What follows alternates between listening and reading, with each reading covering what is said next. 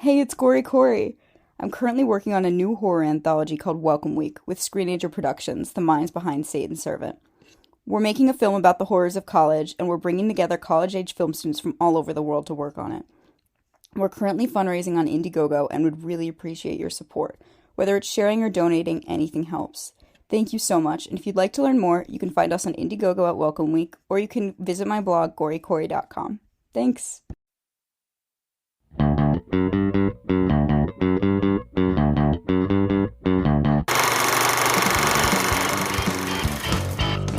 Welcome to Film Strip.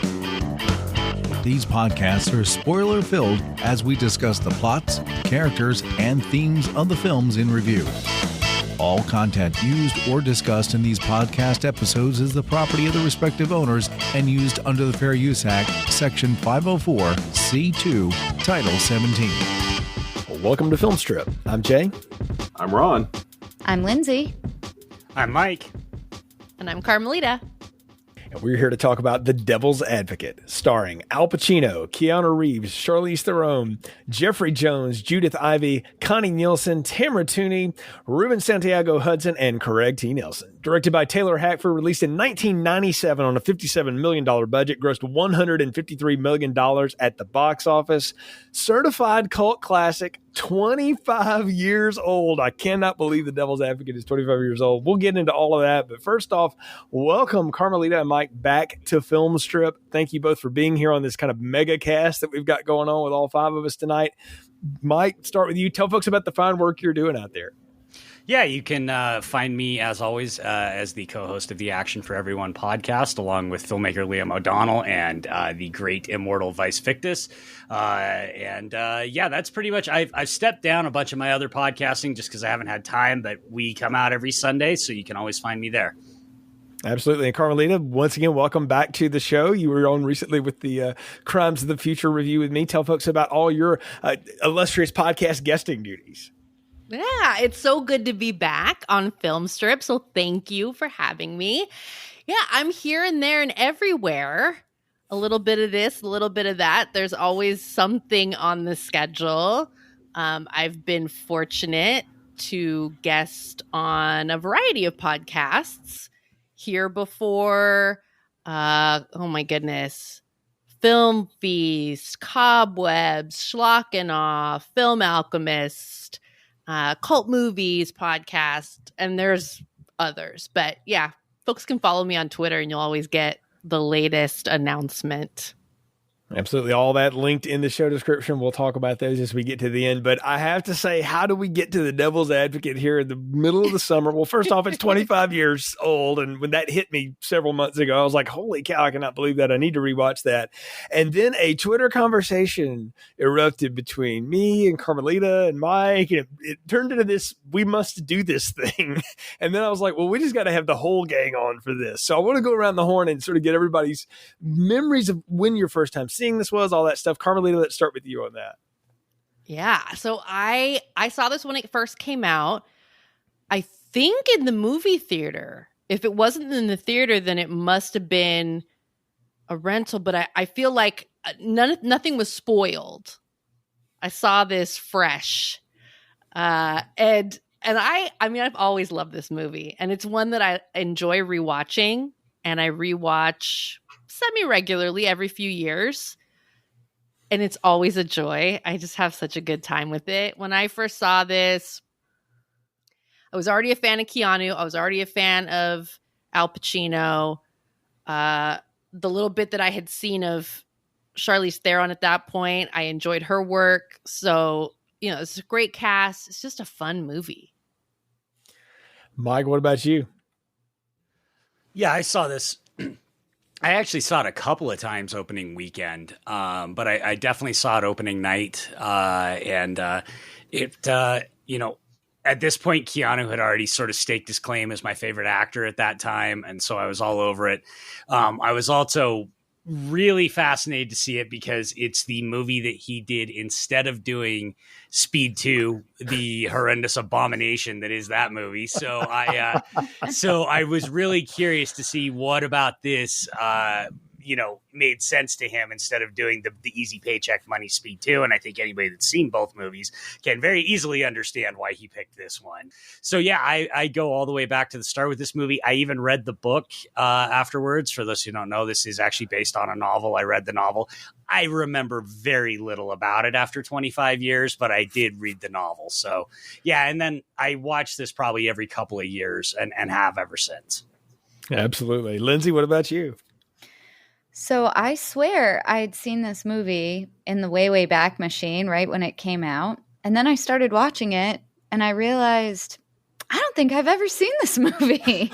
But I do recall vividly seeing the video case at our local Blockbuster and wanting to rent it on many occasions. And I guess I just assumed that I had, but I'm almost positive this was my first time ever seeing it, which is crazy because it is right up my alley. It's exactly what I like. And yeah, so this was kind of a first. Yeah, you texted me that right last night. Actually, we realized we were both watching it simultaneously and at the same moment, same time. That was I know. Really bizarre, unplanned, but that worked out. Ron, what about you?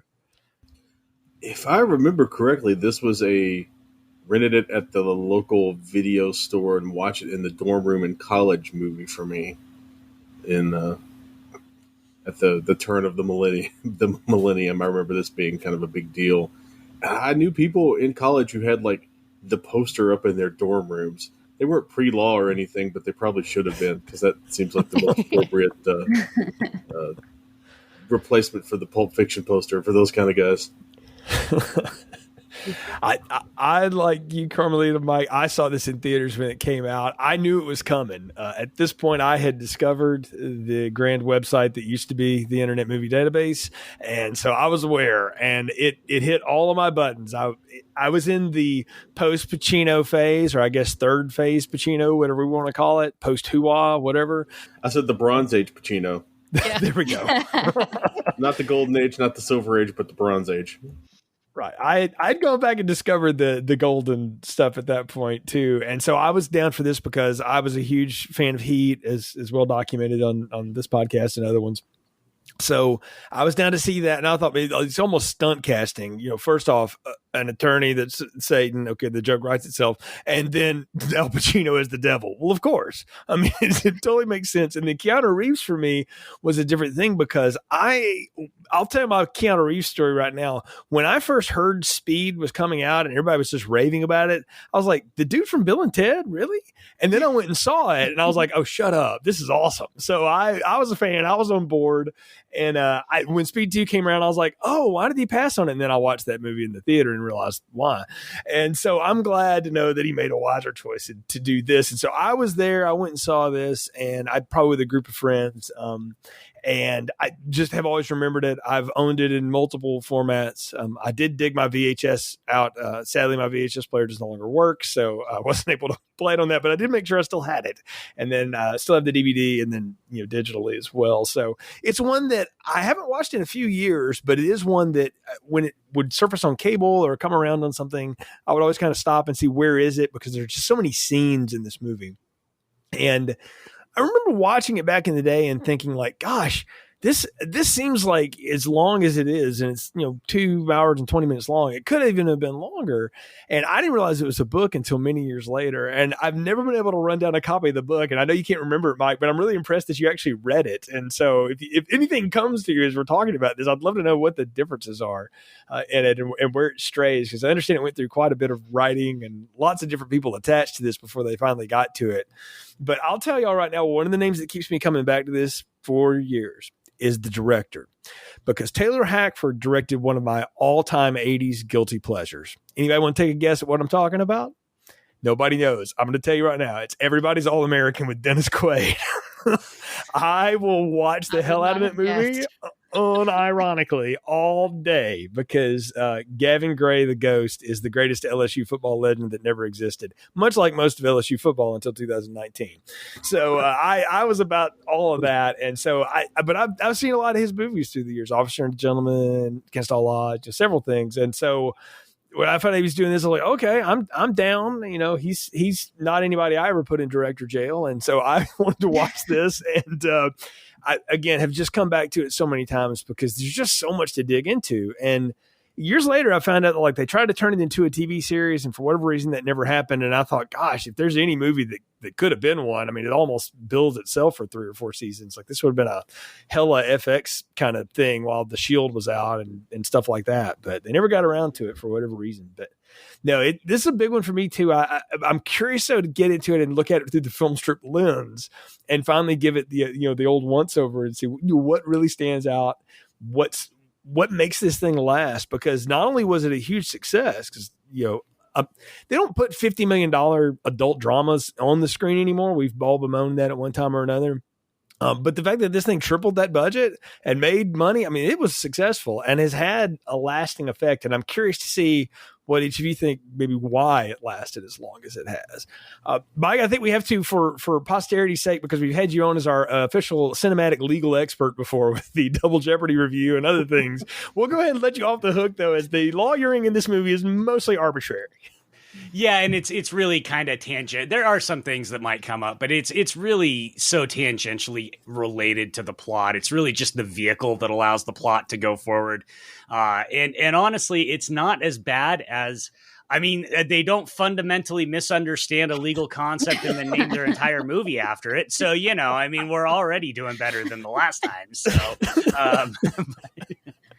Quite true. But I think before we go any further, Ron, we've tasked you as the senior head writer here of Film Strip to summarize The Devil's Advocate. So please, sir, take before we get started with that, Jay, how dare you besmirch the great name of the 2004 through about 2007 LSU Tigers with none other than Al Davis' favorite, Jamarcus Russell. Jamarcus Russell. Lane Kiffin's least favorite human. So, and that's saying something because it's Lane Kiffin. Okay, but this is the sports podcast. This is a movie podcast. So let me get started with the plot summary for this. Kevin Lomax is the best damn lawyer in Gainesville, Florida. He's never lost a case, and he's willing to do whatever it takes to win, even if that means harshly cross-examining a teenager accusing a teacher of molestation to the point where she's a total pariah. Our hero, ladies and gentlemen, ruining a child's life and celebrating in true white trash fashion with tequila shots and biting his wife's ass on the dance floor. Shortly after making Heather Matarazzo break down in tears in front of the creepiest actor willing to play a child molester, which is great work if you can get it, Kevin gets a job offer he can't refuse. He's going to New York, the Big Apple, the city that never sleeps, the city on a hill, to assist in jury selection for a high-profile case involving the law firm of one John Milton. He takes the job and managed to get an uncredited Delroy Lindo off on a charge of animal cruelty by tying the slaughter of goats in a Brooklyn basement to religious freedom, which I believe was based on a real case, just not one involving Neo from the Matrix. That willingness to do anything to get ahead, to solve a case, cements Kevin's new life as the high-priced big city lawyer working in a gorgeous building, living in the apartment from Rosemary's Baby, and having to watch his boss get blowies under a table at the Flamingo Bar while fantasizing about a young Connie Nielsen. Meanwhile, while trapped in said Rosemary's Baby apartment without any friends other than her husband's co-workers' wives, his wife Marianne, played by Charlize Theron, starts to slowly go insane. She hallucinates babies playing with entrails, she sees weird demon hands under the naked bodies of her only friends, and she becomes increasingly unhinged, probably because of the coven of elderly Satanists living next door. When real estate developer Alex Cullen is accused of murdering his wife, stepson, and maid, there's only one high-priced law firm for him to turn to, and it's the very law firm that helped him after that whole Indian burial ground debacle before he changed his name and moved to the big city. He turns to Milton, who turns to Kevin, who begins throwing himself into the case with abandon. He neglects his wife and mother, both of whom try to warn Kevin and get him to turn back to shit-kicking in Florida to no avail. Even Milton suggests that Kevin get his wife sorted out, but he refuses to give up his opportunity to keep that perfect record intact, and he gives Milton a lame excuse about possibly resenting Charlize Theron for wanting him to impregnate her, which would probably never happen to anyone. Meanwhile, in another subplot, Jeffrey Jones is in trouble with the law? Well, Jeffrey Barzoon is in trouble with the law. He's shredding papers at night, he's sweating through a tracksuit, he's making threats when he thinks Kevin is coming after his job, and he's generally being a real Ed Rooney with a cocaine problem about the whole thing. Milton isn't worried. He knows Eddie is about to get mugged and beaten to death by a couple of demon-faced homeless men. The same Justice Department flack investigating Eddie tries to reach out to Kevin about his corrupt boss, but he only succeeds in getting himself hit by a car and killed. Really, it's his fault for jaywalking, but, what are you going to do? It's New York. Everybody jaywalks. Pretty funny coincidence how everyone Milton gets across with ends up dead. Meanwhile, despite the death of a coworker, Kevin has to work closely with Cullen's secretary, Melissa Black, to give her boss an alibi, despite Kevin knowing it's complete codswallop. Kevin sells his soul to the devil and allows the fake alibi to be made, getting Coach off on a murder rap that he clearly committed, and losing another piece of himself in the process. Of course, when he goes home, he finds out his wife is sitting naked in the local Catholic church, telling some crazy story about having sex with Milton, while Milton was in the court with Kevin. Needless to say, Mary Ann heads to the rubber room with a quickness. She sees Kevin's assistant Pam as a demon, because that's a thing with her that she keeps doing, so she smashes a mirror in Pam's face, locks everyone out of the room, and cuts her throat while Kevin watches helplessly. As if he didn't have enough going on, what with his wife cutting her throat and all, his clearly Pentecostal mother reveals to Kevin that his father was a waiter at a hotel restaurant in New York in 1966 named, of all unlikely things, John Milton. I can't believe there's two of them. And they're both short, swarthy Italian men. Cue the big confrontation. Kevin storms the penthouse to confront Milton, unloading multiple bullets into him. Turns out you can't shoot the devil unless you're in the comic book Preacher, because Milton announces to Kevin that yes, he's his father, yes, he's Satan, and oh yeah, that Connie Nielsen you've been lusting after, that's your half-sister. But it's cool. Go ahead and bang her. In fact, she's ovulating, so you better make it count. Kevin's vanity, that undefeated streak, was his downfall in the end. And, as it turns out, Kevin and his sister are supposed to create the Antichrist in a true Omen-type situation. Kevin seems to agree and be cool with this, because it's Connie Nielsen and all, but then he gets the last laugh on his father, puts the gun to his head, and blows his brains out Fight Club style. Milton freaks out, going full Satan, burning Christabella, that's Connie Nielsen's name, alive and transmorphing into his true self. A little bit like Kevin, but about half a foot shorter, and also with wings, because, he's the devil, and the devil's an angel. Smash cut, hard as hell, to Kevin standing in the bathroom during the recess in the Gettys trial from the beginning of the movie. He wipes his face off, marches back into court, announces he can't defend his shitbag client anymore, and he doesn't give a damn if he gets disbarred over it. Kevin's reporter pal from earlier, whose name doesn't really matter, promises to blow the whole story up huge, and of course, with Marianne's encouragement, Kevin agrees.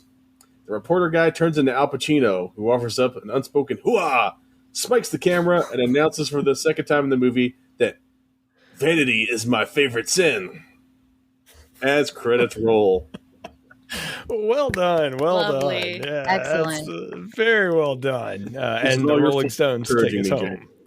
Your best yet, Ron. That's that one's right up there, man. So that's up there with the Streets of Fire. That's a summary right there. So, wow, where the hell to start? I mean, there's so much to go. I guess we got to start where it begins with that opening case. And what I have dubbed in my own memories as the complete legal badgering of Heather Matarazzo, who I've seen in so many things. And she even made an appearance in the last Scream movie that they made again, which was kind of fun because she had a small role in that series back in the day. But I distinctly remember this. And what I remember about it was the scumbag client jerking off under the table while she's describing the horrible things he did to her. And I'm sitting there looking around the room going, bro, you are not in a small room. Like, there's a lot of people in there. What the hell are you doing? But it sets the whole tone, right? Like, from the beginning. And then you watch Keanu Reeves, after he comes out of the bathroom, launch into her with, this is going to sound like I'm a terrible person, and I just am going to be for a while. It was a pretty brilliant move, like the way he unraveled her as a witness. Now, it's a horrible thing he did, but as movie lawyering goes, I was like, okay, I get it. That's how this guy gets this reputation. I feel like Mike really wants to say something here. He's got that look on his face. No. I was listening. No, it's not bad. I mean, this is, like I said, this is one of those things that's not that bad. The only thing that really bugs me about this one is the whole supposition that he's a defense attorney that's never lost a case, because that doesn't, as a defense attorney, you lose. That's what you do. You lose. You don't win. I'll win, but you don't. You actually lose a whole lot, right? Like the best defense attorneys in the world win like 10% of the time. So this idea that he's tried however many cases, 100 or whatever, and he's never lost, I'm like, that's it's what, 64? I think he says. Well, that was his prosecutor record. He's 64-0 as a prosecutor. Then he switched sides. He's never lost again. I was going to ask, what's faker, Goldberg's streak or Kevin Lomax's in this movie? Because I was like, I was going to ask. I'm glad you brought it up, Mike. Because I was like, that's not a thing, right? Like, defense attorneys aren't that good. Because if they were, we'd be in some trouble. Like, there's no way. But he's the spawn of Satan. I mean, right? So I'm going to ask it now. How much of what his success is Kevin Lomax, genius Florida attorney, or Satan pulling the strings, who claims he doesn't pull strings, but as we realize does? Well, no, I don't know that he does. I think the movie's pretty ambiguous about how many strings he actually pulls. He's very much upfront that all he does is give people the choice, and they do it. So on my take, I think it's Kevin. It's just maybe Kevin's got a little extra mojo in him because of who Daddy is. But yeah, there we go.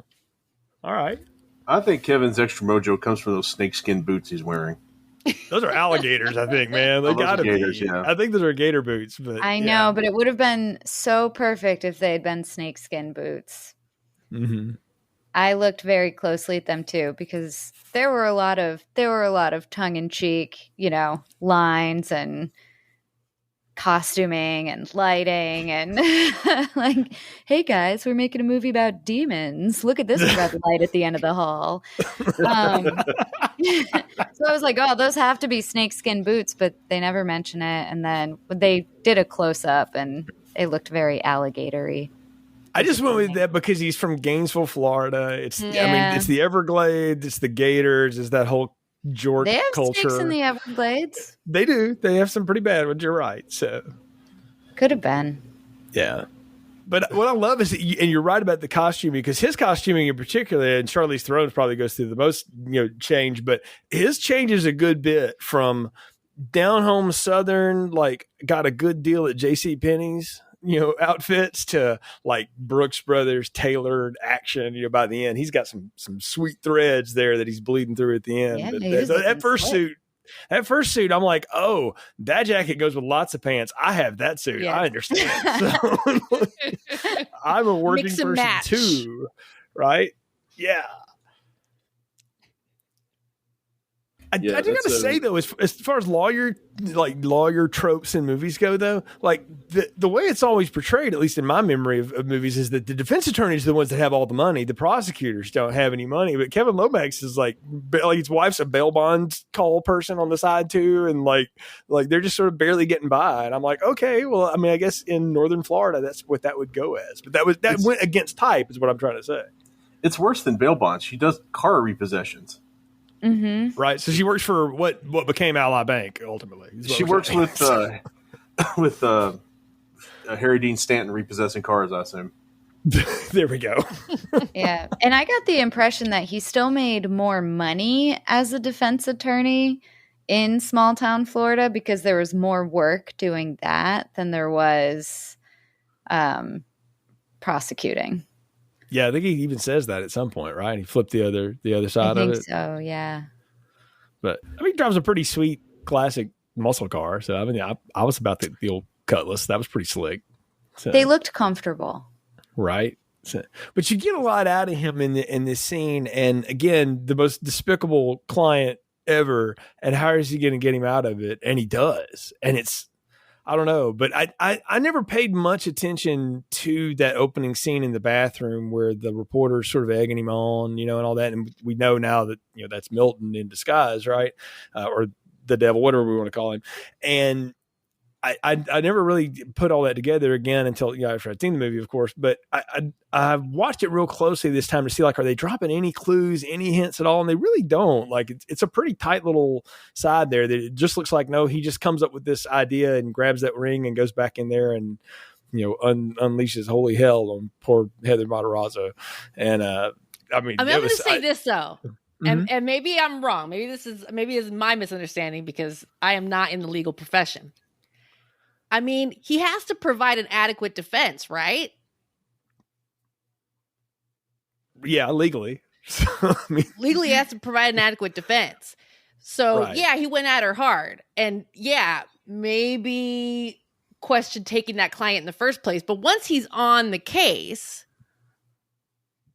that's the job. And so that's always, I think, the interesting thing around professional ethics versus like your personal ethics or morality, which is something that comes up a lot in this film, which I always think is real interesting. Like, you signed on to do the job, and ethically you have to provide this person with the best defense possible. But yeah, I mean, you see him jerking off next to you in the courtroom. Like, this is, I mean, you're in a bad situation. You're in a bad way. I'm sure that's a common battle with like defense attorney, like the amount of cognitive dissonance that you have to be able to hold in yourself doing that, you know, in that profession. Crazy.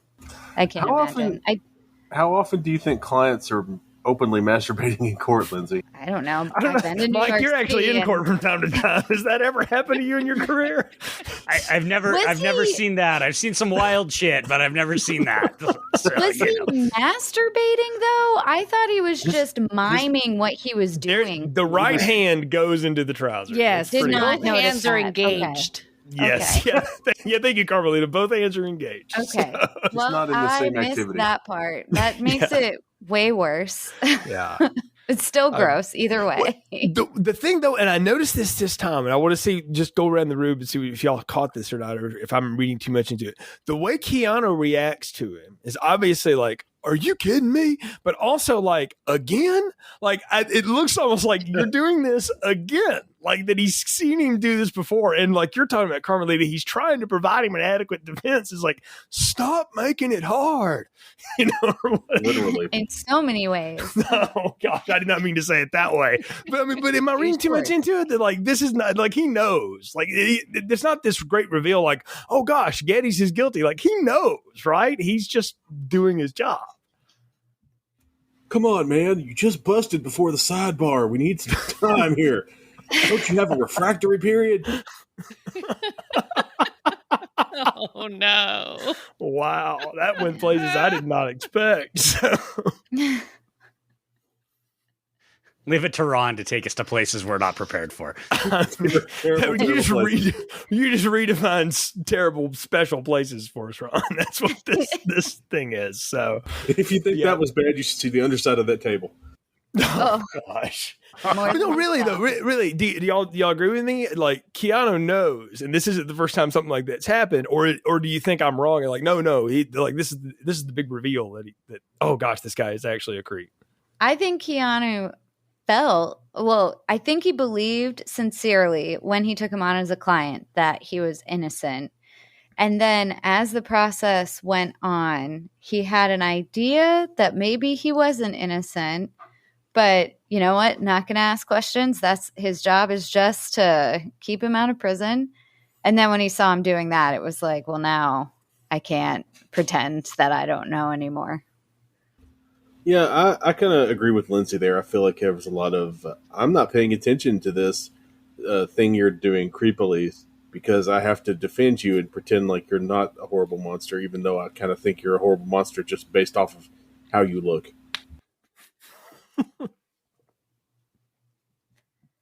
Ron going hard on poor Chris Bauer in this episode. I know, right, man? Going Good after character actor, Chris Bauer. But yeah, It's not his fault. He's supposed to be a creep. He's not accidentally a creep like Jeffrey Jones. oh gosh, we'll get to Eddie Bazoon later. We will. Yeah, Mike, Carmelita, what do y'all think? Kevin know? Does he not know? I think I always read it as maybe over the course of the trial, working with this guy, coaching this guy, he's probably had an idea that like maybe he has a feeling there's things this guy isn't telling him. Like maybe he's slowly, but I think that's the moment of realization, like, oh, there's no question. This guy can't even pretend. He can't even hold it together in the courthouse during the trial. Like the level of off the rails would be a little bit of a shock. Like it would hit you hard. Like, whoa, this guy can't even keep his hands to himself in front of the judge and the bailiff and the jury. That's next level. Yeah. Blah. Then he splashed some water on his face and he was good to go. Ready to win his case. Because that's what he does. He wins. Maybe that spawned the whole tequila celebration later. Maybe he's trying to drink some memories away. Oh yeah, we'll get to tequila in a minute. Some memories away. Yeah, Mike, you were weighing in on that. Yeah, no, I mean, here's the thing: as a defense attorney, you never want to ask a question you don't want to know the answer to.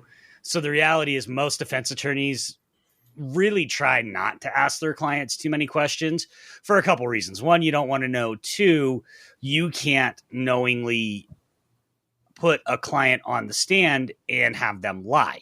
And so if they tell you, yes, I did it, and then they get up on the stand and say, no, I didn't do it, you actually have to recuse yourself and call for a mistrial and stuff like that. Right. So most of the time as a defense attorney, you don't actually ask your client. You don't want to know what your client's side of the story is. That's not really important. What you're trying to do is punch holes in the state's side of the story. So there's definitely, I think, a part, realistically, he probably knows, but he doesn't have the confirmation because he's never asked the questions to get the confirmation until he sees that in trial. And then there's the confirmation that he has so studiously avoided asking for right up until that point. Right. I got a question though. Can you get disbarred for walking out of a trial like that? Well, like, wouldn't he? I mean, he would get called into chambers, right, and explain, like, Judge, he was jerking off in front of me. I didn't know that. I can't do this anymore. Like, you wouldn't get in trouble for that, would you? Well, you get. I mean, all hell would come down on you. You probably wouldn't get disbarred, but you also wouldn't do it that way. You wouldn't walk into the courtroom in front of the jury, in front of everybody, make a grand gesture and why, like, that's not how it would be done. You and the prosecutor and the judge would meet in chambers. You'd explain the situation to the prosecutor and judge, say something happened that I no longer ethically feel like I can represent this client. And it is entirely possible the judge may not let you off the case. The judge has to let you off in the middle of a trial.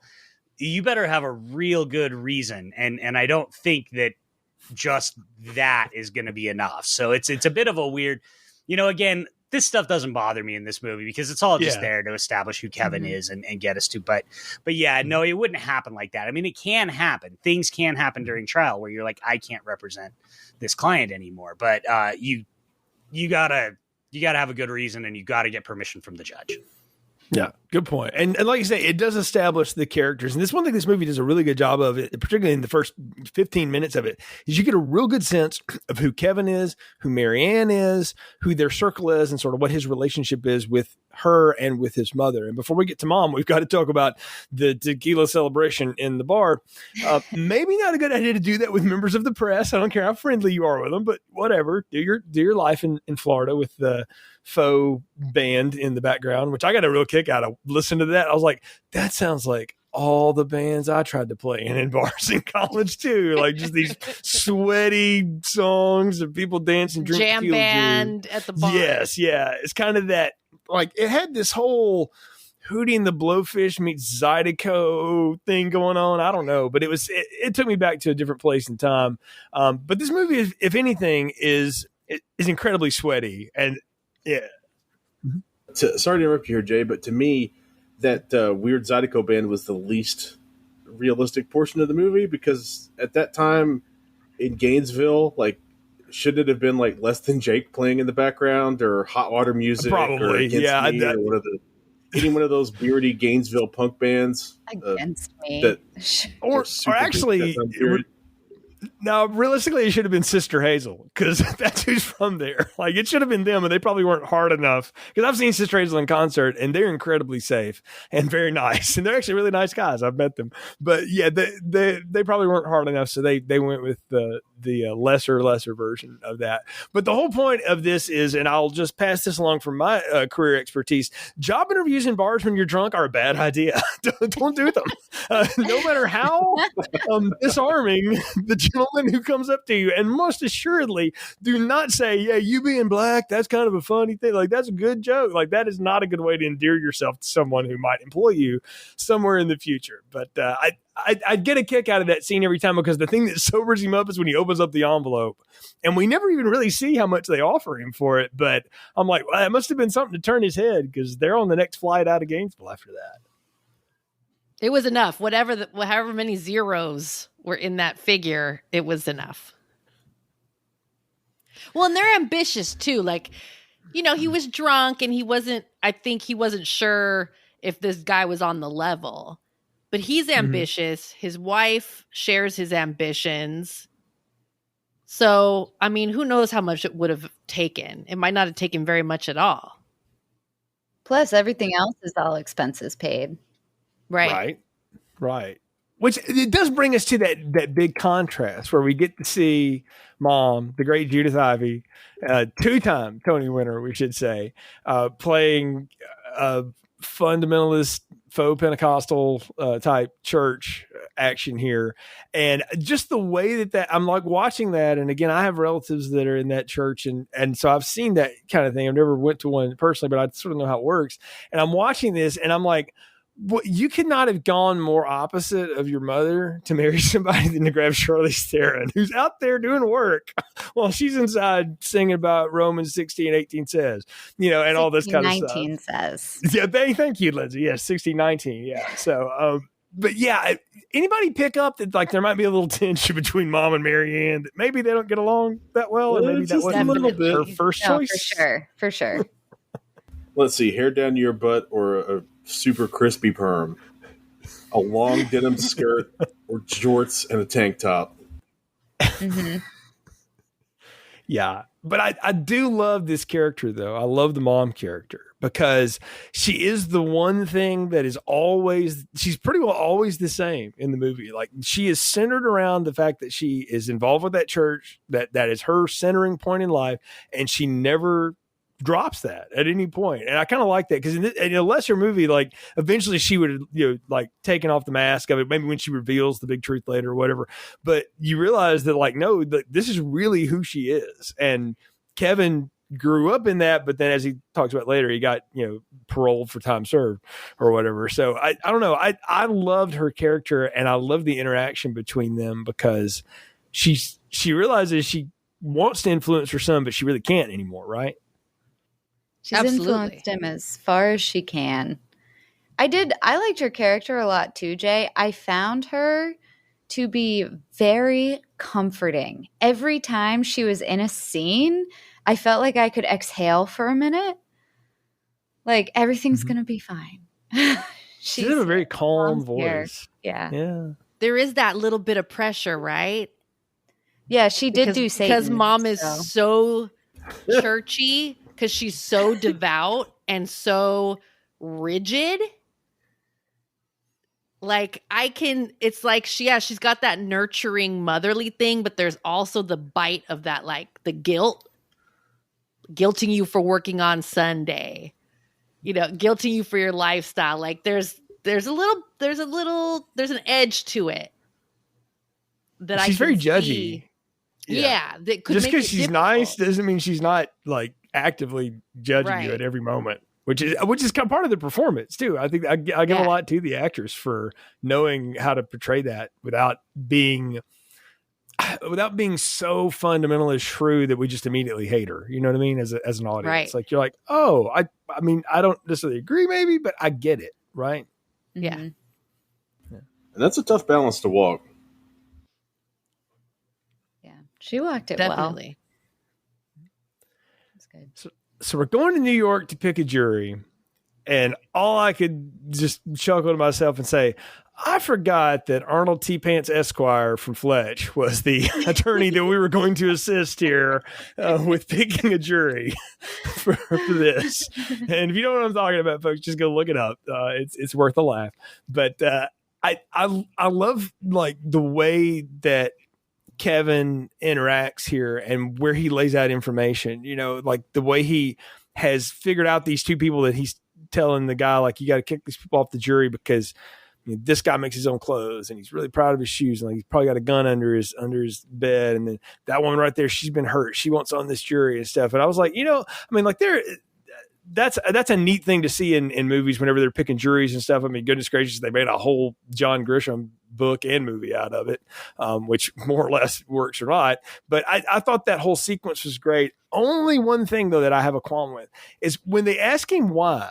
I hated that Kevin's like, I don't know, I just know. I'm like, no, he should say like the last 5 minutes is why. I just told you why. Like, I hate that he sort of unraveled himself there a little bit because this guy is so cocky and for a good reason that I don't know. I felt like that was just weird. Like, why would you like not just own up to the fact that you know because you gave him reasons. I think they're dropping. These are some of those early little hints that there's more to Kevin because there's more to Milton. Like, I think I've always read it as they're dropping that little hint that like maybe he's just that good at reading people and he doesn't really know why he's that good. And maybe it's just this innate ability. Maybe there's a reason why he has this innate ability, So I've always thought of it that way, kind of playing with like,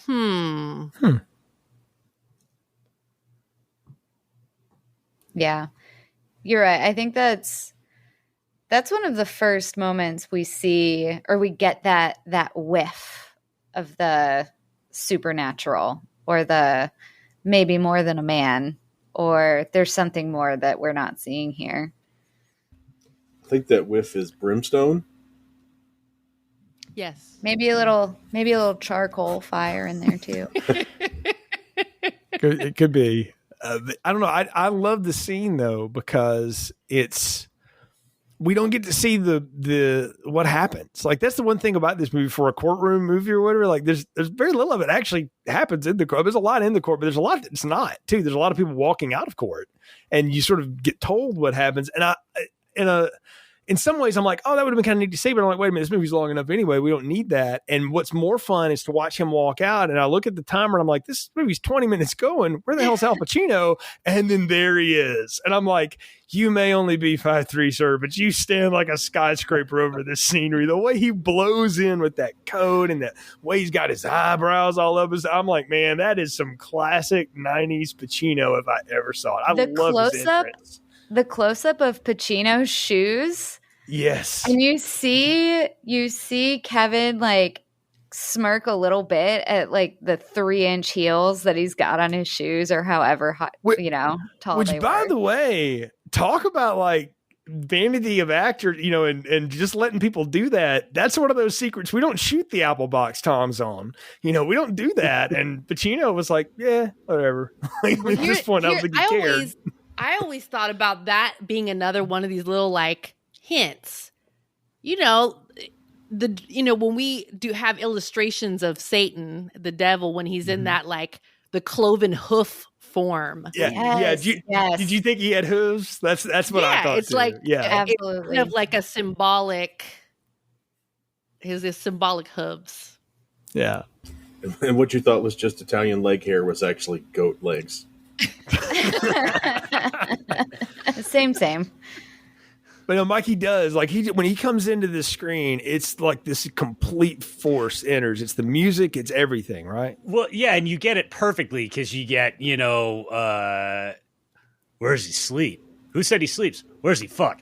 Everywhere. Like, you just can't he just comes in and and already from minute one, you know exactly what Al Pacino you're getting in this movie, right? Like, from minute one. And so it works because you're just already starting to wait for it to build to, what we're going to get in the climax, which is peak Al Pacino chewing scenery, and so, but it's such a great introduction. The one thing, and we talk about this a little more as the movie goes on, the one thing it does is it also sort of immediately establishes, as much as I love him, how kind of outclassed Keanu is in this movie a little bit in terms of going head to head with one of the greats of all time.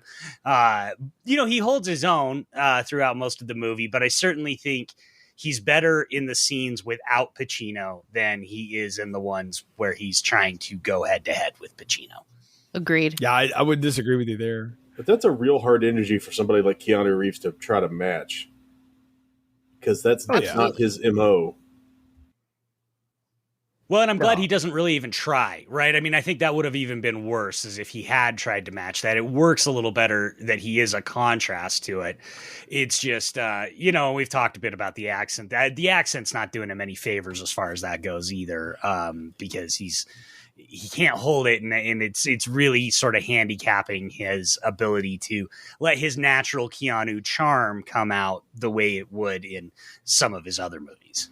He seems to be thinking really hard about, how do I keep this accent when I'm saying these lines, and not as much focusing on his performance?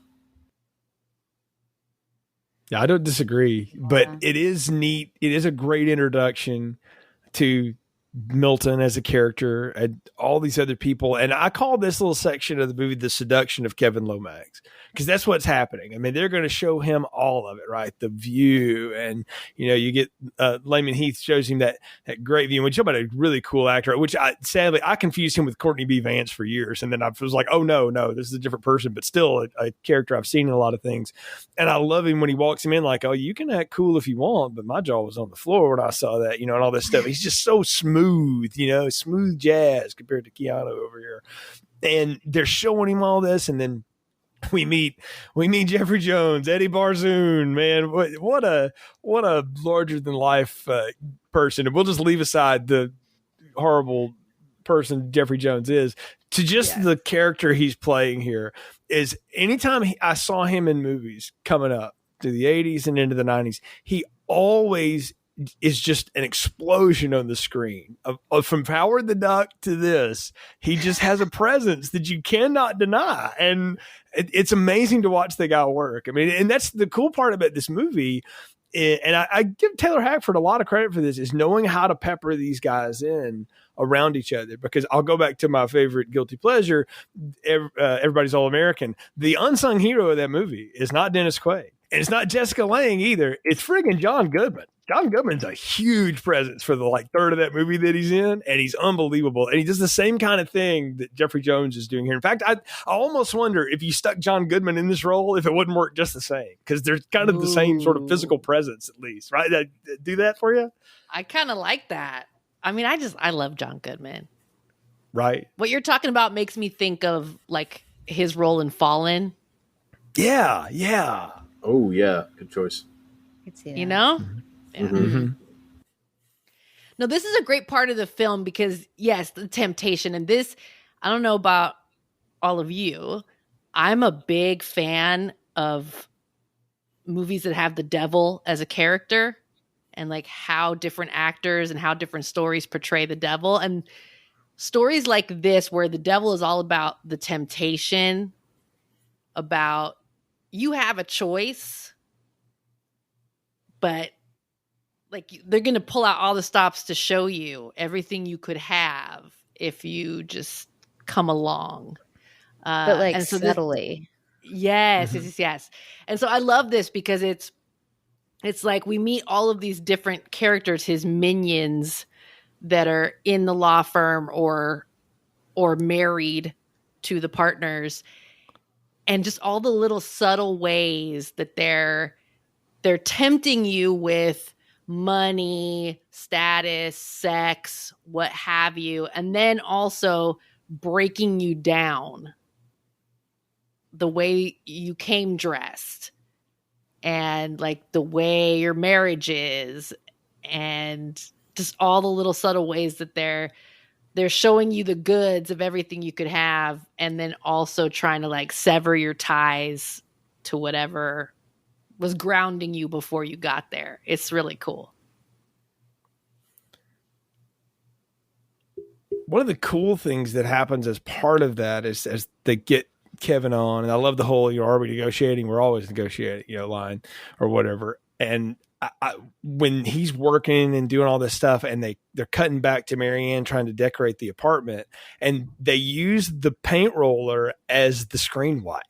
And I'm like, in a lesser movie, I would think like, that's some hacky bullshit. But in this one, I'm like, no, I kind of like it. I kind of like the way it goes. And I love the end of it where Tamara Tooney's just like, they're your walls, Marianne, do what you want. And that totally judgmental, like, but I'm going to totally make fun of you behind your back if you paint them the wrong color way. Like, it's so snobby, but also kind of nice. Like, I love all of that too. And Charlize has given us so much with just her face. Like, she doesn't say anything during all that. It's just like, green, seafoam green, seafoam yellow, and she's just totally frustrated by the whole experience. Charlize gives so much in this movie. Like, she gives a lot in this movie. It's fantastic. I do like look, I love green, just, in a cardigan, not on my wall line.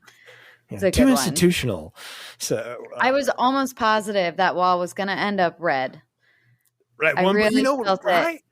I didn't notice it until this time. That wall changes colors all the damn time. And what I realized is like Marianne repaints that apartment probably a dozen times during her unraveling. She's worked her entire life. She was never meant to be a houseplant wife, and that is exactly what she is. And these new friends are trying to like get her into it, and she's like, I have to do something. I get it. I get that. Mm-hmm. As Keanu's mother might say, you can't turn a hoe into a housewife. Oh, gosh. It's tough. It's a tough sell. Wow. It is. Well, her first mistake was putting up that yellow wallpaper that made everyone go crazy back in the Victorian times. And it only got worse. That apartment, though, was like Rosemary's Baby vibes, for sure. The second they walked into it and walked through it, I was like, we're in Rosemary's Baby. Like, this shit's going down. They're can feel it in there too, right? Like it's definitely something that they're drawing on for influence in this. Tony Gilroy is not a bad screenwriter. He's written a lot of incredible stuff, and so he clearly is pulling from that. And Jonathan Lemkin too, like both of those guys, they're right out of that school and stuff. So. I'm a little surprised they didn't use the Dakota as the exterior of the building just to further, cram that point home. Maybe that would have been too much, like on the nose at that point. Maybe. So I don't know. We've got mixing things. So you got Rosemary's Baby, you got the Omen going on at the same time too, because the Lomax story is very Omenish. It's very. Jay, there's something too subtle for the Devil's Advocate. To I mean, did I just say that? Yes, I did. Okay. I'm probably going a little too far on that, but no, I love the contrast with those. And I also love too, how we drop Milton back in there and we're at the party at the Barzoons, right? And this is when he meets Marianne, and only the devil could look at Charlize Theron in 1997 and go, you know what's wrong with you? Your fucking hair. Cut it off. And for her to listen to him too. And they put her in that fright. The way he does it though, the way he's talking in her ear. I mean, I'm just going to say this, and some people are going to say it's kind of hot. It's supposed to be seductive, though, right? It's kind of hot. Like, and this is, this is Hua era Pacino, but it's kind of hot. And it's the way he says it to her, where it's a dig, but a compliment at the same, like there's some flattery to it. And when he describes her neck, when he tells her, please do me the favor, pull your hair up, and yes, he's criticizing her hair, the perm and the length and the color. But when he starts talking to her about her neck being no man's land, I mean, come on. Yeah, I wouldn't have been surprised if things got a little heated right then and there. Honestly. That's his whole. It looked like it was about to. It looked like it was about to. Well, that's his whole MO, right? He talks about it later in the movie. He's like, they don't see me coming until they see him coming. Yeah, exactly. There you until go. They're trying to walk away. Yeah. And it's just me, just little old me. But no, you're right. I mean, it is a very. It's when you get to see Pacino, like you talked about, Mike, like chewing scenery, but he's doing it in a quiet way, which is in Hua era Pacino is a rarity to find. Yeah. Yeah, no, I agree. And he does do quite a bit of interesting stuff in this like that. The way you do buy it. It's also, I don't know, it is a bit hard because it is Pacino, so you're already like, why is everybody trusting this guy? I never really particularly found Al Pacino to be that seductive, even in his youth. So I'm kind of like, can't we already tell that there's something off with this guy? But again, this is such an overheated, overboiled movie that anything less than what Pacino's doing in this, I think lessens the movie. I mean, this thing needs to be pitched to 11, and it is pitched to 11. So it works. You don't have to be objectively attractive to be seductive, especially in New York City. Like, he's got the money, he's got the job, he's partnered at this massive law firm. Like, he's good. That's all he really needs. He can be 5'3" and get whatever he wants. He's 97 Al Pacino. He smells like a human ashtray. There's no way. Like he's sitting there next to her neck talking to her, and all she's not getting turned on. She's getting a whiff of 3-day-old bourbon and like Pall Malls, right? Just wafting over her. Lucky Strike unfiltered. Yeah. So. No, you're right though.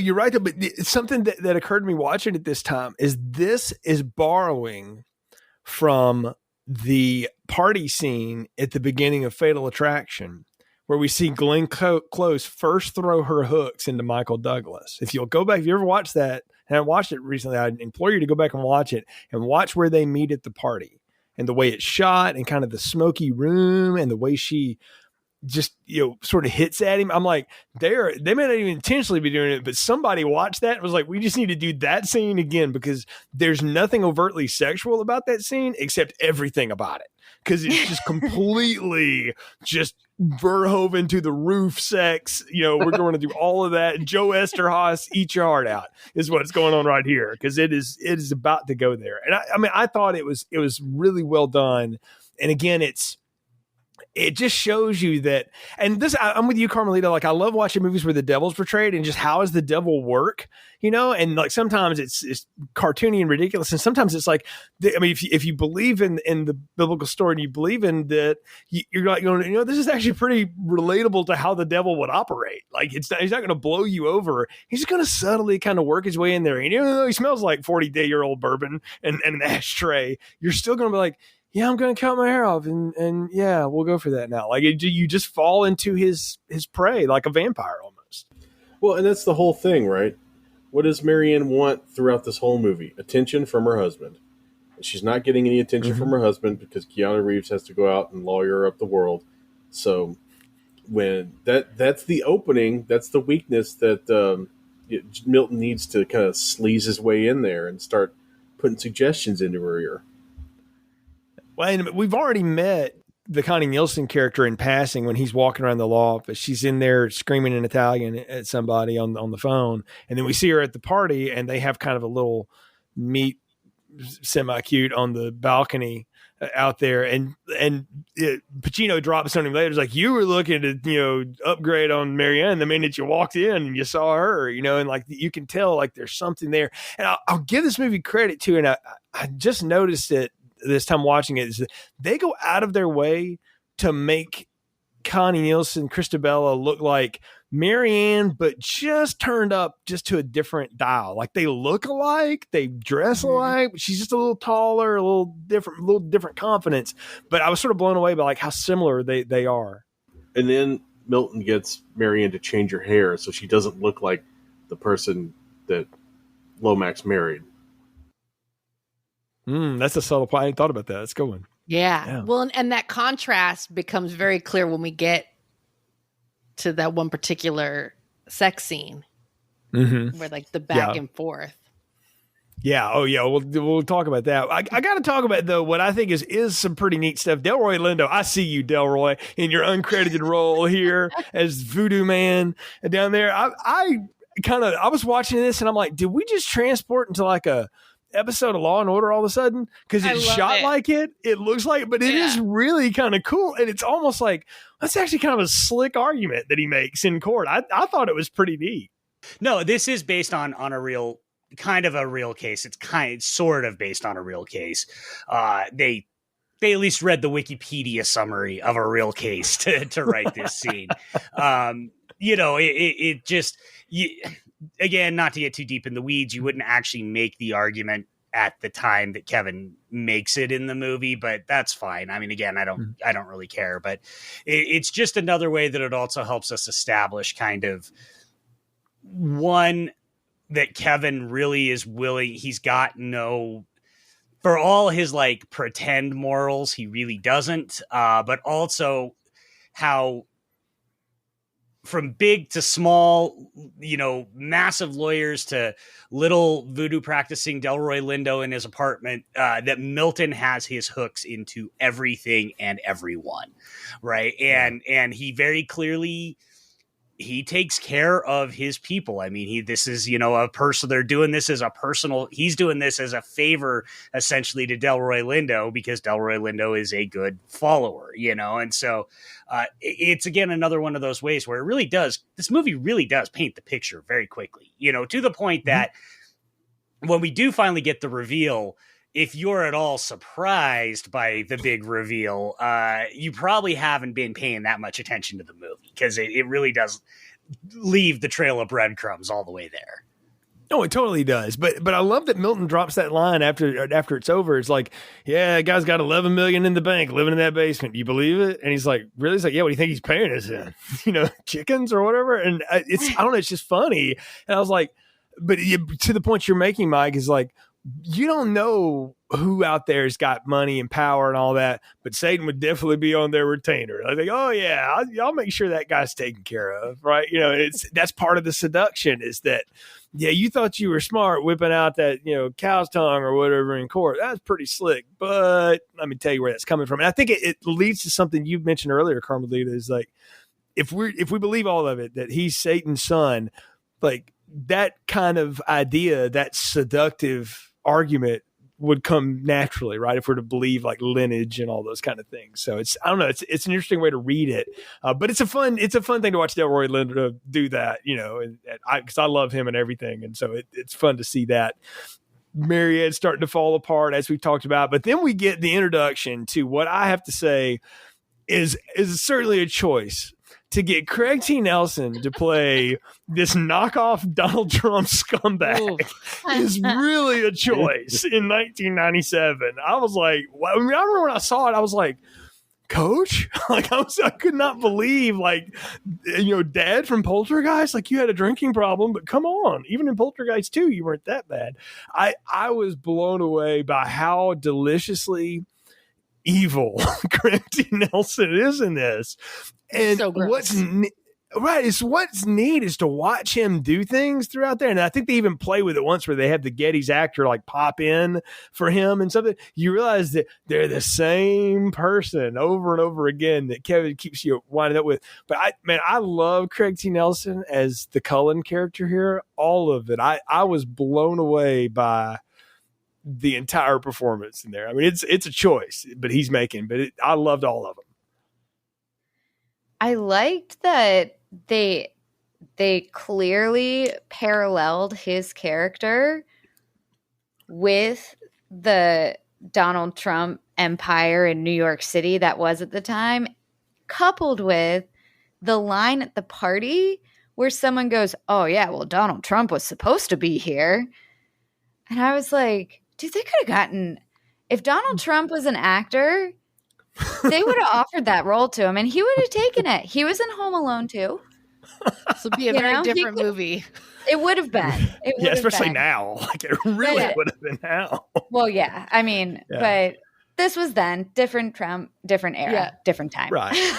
But the way that they're playing kind of the this is the other Trump you don't know about in New York, the other real estate tycoon or whatever, like all of they're playing off of that. It gives the audience, or it gives me as the audience, like a centering point of reference. Like, okay, Donald Trump, but scummier. And I know that sounds really weird to say in 2022, but in 1997, like that was a different conversation that we were having. It was a different kind of scummy we were talking about.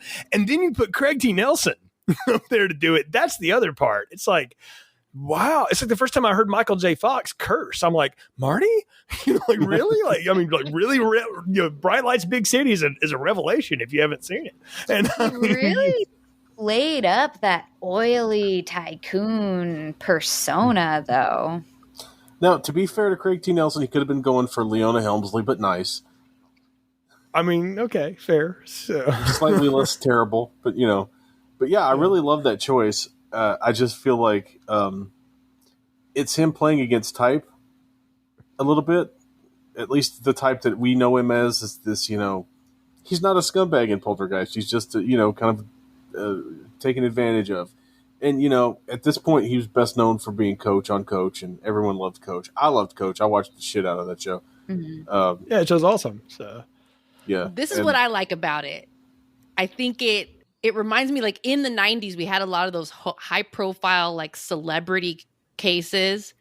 Like, someone coming up today who hears the name O.J. Simpson, like, immediately thinks of that case and has their thoughts about whether or not he was guilty. But prior to the murder of his wife, like, he was like America's sweetheart, O.J. Simpson. Juice. he was running through the airport in a Hertz commercial. Yeah. Yes. So Goldberg. like we had some of these high profile things, like the Menendez brothers look like these real sweet, wholesome, maybe spoiled rich boys, but had gunned down their parents. Like, you had these high profile cases where these rich people who looked very clean cut and all American were then people had to confront that image against what they were seeing in the courtroom. And I think his casting plays nicely on that phenomena of the 90s when we were starting to see all these cases and you had court TV and people got really engrossed in that. Right, because we're right there on the cusp of after the O.J. Simpson trial. That's really when the 24-hour news cycle in our lifetimes began. Like people that maybe a little bit younger than us sort of just know that that's life, right? But I remember when that became a thing, and it was on the heels of that. Matter of fact, if I'm not mistaken, the notoriety, popularity of that or whatever is part of what got this greenlit so fast, is that there was an appetite to go watch this, and it spawned things like Law and Order and all that kind of stuff, and it really rocketed them to the front. And it's a big high profile case, though. We're going to take a roll on the dice. I love Jeffrey Jones in the scene. He's like, really? Like, he's just so like put upon by this. Like, we're going to let this kid have this, and it's fun to watch Kevin sort of realize, like, what you want me to do? What? Like, you want me to do what? Like, he doesn't know what he's supposed to do, but as if the guy's not overworked enough, he's going to just work some more. And what you realize, and what I realize now, is that we've already got the wedge between him and Marianne, right? So now we're just going to drive it a little further, right? Because what do you do when you want to separate people? You get them and you just make sure there's no way they can ever connect. And it opens up a door for a lot of darkness to creep in on old Kevin here. And I want to talk about the way Charlize starts to unravel before she completely, goes off the deep end here in the third act of the movie. Her slow burn down into insanity is I think it's when I realized, I was like, man, this woman could really do things. And now, having seen her in things for decades, like it's no surprise, like how heralded she is as an actor. But I was really impressed with how she physically just transforms in front of us. And all it is just, tears in the eyes and just a little more wide open. It's just little subtle stuff, but it's so effective.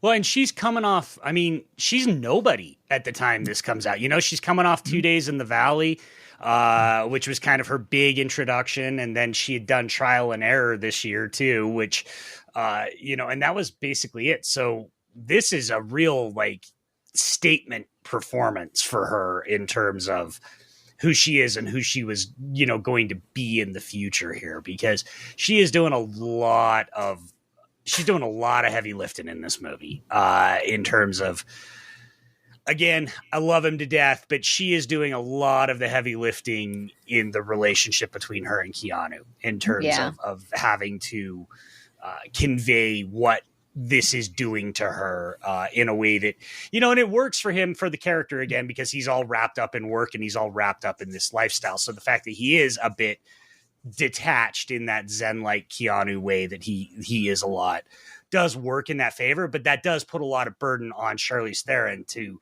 carry the emotional weight. And she does.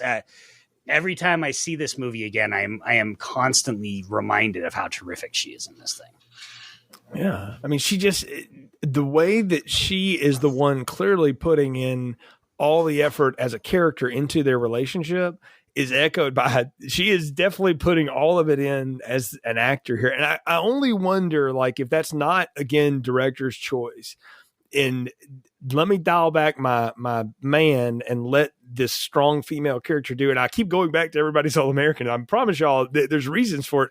Jessica Lange is a powerhouse as an actress, and Dennis Quaid is a lot of things, but he's not a powerhouse as an actor. And up next to her in some of that movie, like, she is blowing him out of the water. But that's also what's happening to the two people too. And I'm like, I've seen you do this before. And even go back to Officer and a Gentleman, Deborah Winger is acting circles around fucking Richard Gere for almost that entire movie, you know, and you kind of get it. Right. And I don't know. It takes a skill of a director to be able to get somebody to channel that and get it on screen too, and get it on camera. And it's just a theme throughout this guy's career. And it's never so evident as in this movie though. Cause like you say, Charlize Theron is nobody at this point. And luckily her career was not derailed 3 years later by Reindeer Games. So, you know, like she was able to recover after that. Thank goodness. But I will step in as the lone Reindeer Games defender. I really like that movie. Go back in the archives. You can hear that it's a Christmas special way back in the day. Ron and Brian and I did that one. But our Brian, not Lindsey's Brian, just for the record. So that we're clear. But no, Charlize is giving a heck of a performance. She's slowly unraveling. She's falling apart. And I think nothing says that better than the scene where they just go at each other and just start tearing each other's clothes off. And they just have this incredibly passionate scene, but it's cut in between Kevin fantasizing that it's Christabella, but yeah, and Charlize's character Marianne catches this, and I love her lines like, "You're not here. I don't know where you are, but you are not here." And I'm like, "Oh man, that went down a road." I thought we were just going to get gratuitous sex scene for, you know, that's the point in the movie where we need it, but no, we're telling stories with this. Oh, definitely. Well, I like that it's. Again, this is another way in which this film kind of plays with that the supernatural influence and just the reality of, like, when people are in relationships, sometimes their connection is off or things are hard, going through a rough patch. Sometimes even when things are good, people think about other people sometimes. And have fantasies about people other than their partner. Like, that's a very real thing. It doesn't make you evil. It makes you human. But in the context of the issues that they're having and, like, what a real vulnerable place she's in, it's really cool, that dynamic. But we also know, especially for those of us who have rewatched this a gazillion times, that there is, you know, he's being actively tempted. So it's kind of a cool way they play with that. But I think he's being tempted, though, by his own desires. That's the thing. Yeah. It just got introduced to him. It was just like, there it is. Do with it what you want. He ran with it. He's running with it, right? Yeah. Well, and it's another example, again, just to sing the praises of Charlize. You know, this is an incredibly vulnerable performance, and it's going to get even more vulnerable. I mean, she's really got to put it all out there in this movie. And she does, you know, and I think the movie it manages to walk the line without being too terribly, and this is probably a credit to Taylor Hackford. It walks the line without being too terribly exploitative, I think, because the stuff is there for shock value. It's certainly not. I mean, there's very little actual titillation in this movie. Almost everything involving any nudity or any sex is compounded with some type of grossness underneath the surface. And so, you know, that all runs through her in this, and it really does start in this scene before we get, you know, ultimately her tragic end. But she's got to she's got to do most of the heavy lifting here. Keanu gets to suck on some toes, and then Charlize has to do the whole "you're not here" and convey that hurt that she feels, where he just has to put Connie Nielsen's toes in his mouth. So it's you know what I'll say about that though. I give credit to the director and to the actors for going there with that, because that seems like such a weird awful thing. But like when you're intimate with people, like that's just life. Like it's just sort of where you get, like that's more real than any other damn thing you usually see in a movie sex scene. It's certainly more real than Silent Night, Deadly Night 5. So I mean, as we all know. So I mean. And I think everybody in this room knows exactly what I'm talking about, oddly enough, for once. But I mean, really, like it is something that's very real about it without being titillating. I think you've hit on a point, Mike. It's like we're not there to be like turned on by this, right? This is not Basic Instinct, right? It's there to just show you like this is what's happening, but watch what's happening behind the scenes, and it's when the movie really becomes a horror movie for about 35 minutes, and it gets pretty horrific. She starts having visions of small children playing with ripped out ovaries, and there's this like whole theme where she keeps talking about her sister's pregnant again. She's got 7 kids. I can't get pregnant. She's constantly talking about wanting to have a kid, and of course Kevin is not about that, and that's like real marital tension stuff going on while she's losing her mind. And it's the way it manifests is really, really well done. Like I say, culminating with that kid thing, I was like, man, I forgot that was happening in this movie. Like this took a real weird turn fast. Yeah, but I will say, as someone who does have a child not that much older than the child that's in this movie, there's a lot worse things that child could have been playing with. Let me tell you. I will take your word for it on that one. But I will say that this is the first part of the movie where it feels like this is where where Lomax is starting to make his choice between these two worlds, where he's got to choose between, Definitely. do I want the highfalutin New York Italian-speaking lawyer, or do I want the Florida trailer trash with the crispy berm kind of... This is the choice he's facing, right? He's choosing between these two fates for himself. And this is where that conflict really starts to show up, where it seems like he's starting to realize, oh, I can't have my wife and my New York. I have to pick one or the other. Right. I mean, and Pacino has had these great scenes too. Like they're riding on the subway to the next game or whatever, and there's that guy that pulls the box cutter on him, and he starts speaking to him in Spanish. He's like, "Yeah, come home because your wife is sleeping with your girlfriend with your best friend or whatever. You need to go take care of that." Like he's like, "You go and kill those people." It's like, holy cow, this guy, like, not only does he know this, but he's just sort of setting all these things in motion. And then he turns around though and tells Kevin, like, "Look, man, you need to drop this. Like you need to let this go." And he gives him like a legit choice. And he watches him tell him, he's like, "Well, if I do it and she gets better, I hate her for it." And it's one of Keanu's best. It's one of the times when the accent kind of works and like the whole delivery completely works. Yeah. And I was like, well, that's a powerful line. And they just sort of let it hang when he says it in the room too. Yeah, I love that whole sequence. Yeah. And he's at least self-aware enough to know that about himself. Like he's just... The hooks are in him at that point. He wants to just see if he can do it nose down, and he's going. And I think he just wants to have his cake and eat it too. Eat his cake and have it too. And he thinks he can. And it feels like to me he's getting a professional challenge for like maybe the first time, that he feels like this is finally a case worthy of my great abilities. So I feel like that's kind of blowing him up a little bit. Yeah.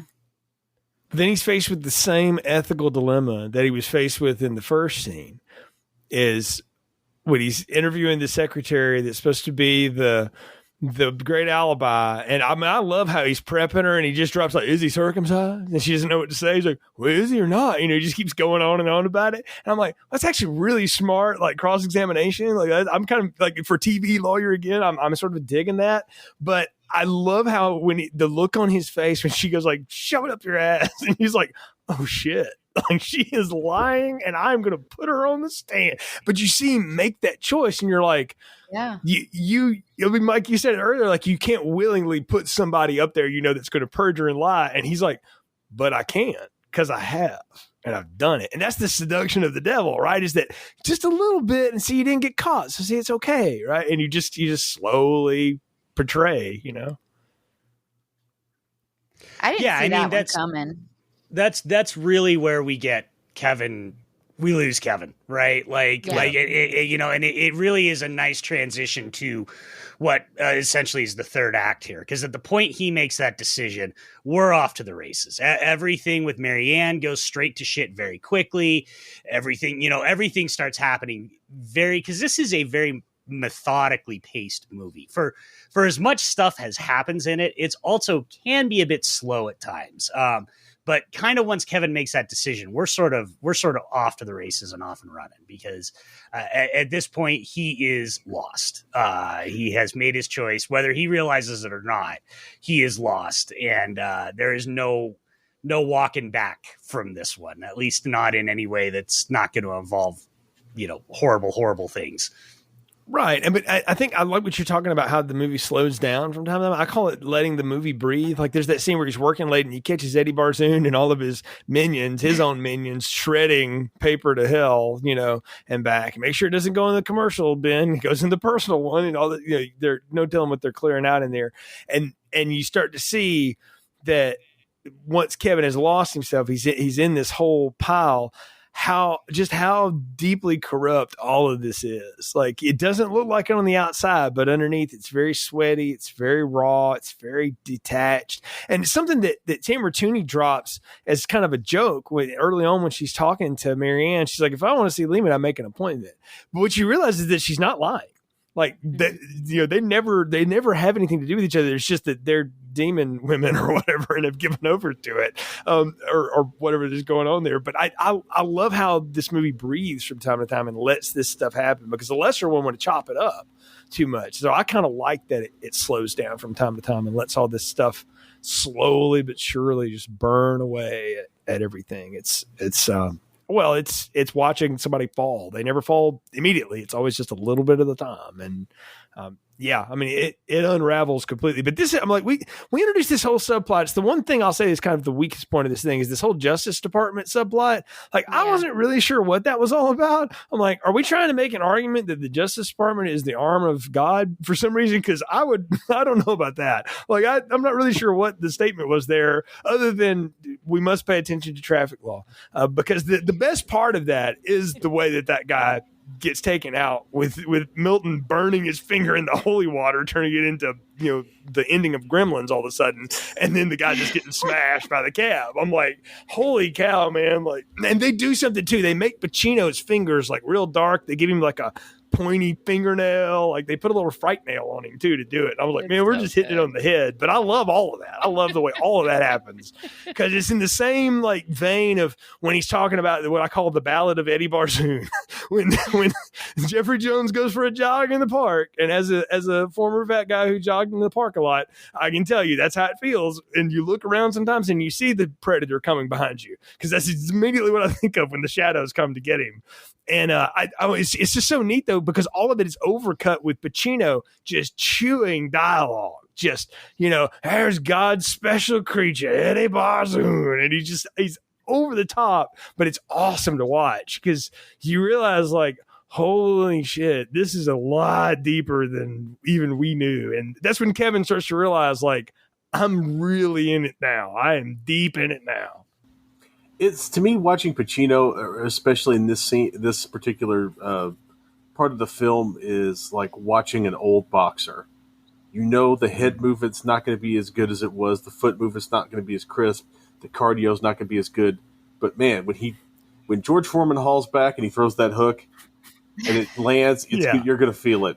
And this is just like, 44-year-old George Foreman just bombing his way with body shots to win a possibly fixed world title.